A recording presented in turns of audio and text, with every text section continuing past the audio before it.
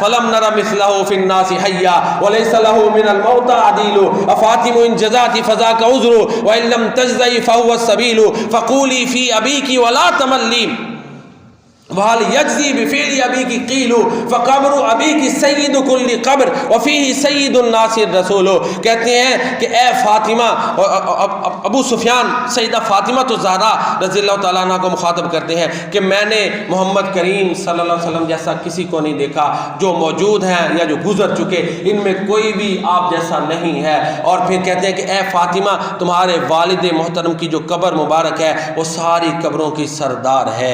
تو یہ یعنی جب اللہ کے نبی اس دنیا سے تشریف لے گئے اس وقت انہوں نے یہ نعت کہی. تو خلاصہ گفتگو یہ ہے کہ اللہ کے نبی کی نعت کہنا یہ ہمارا ایمان ہے.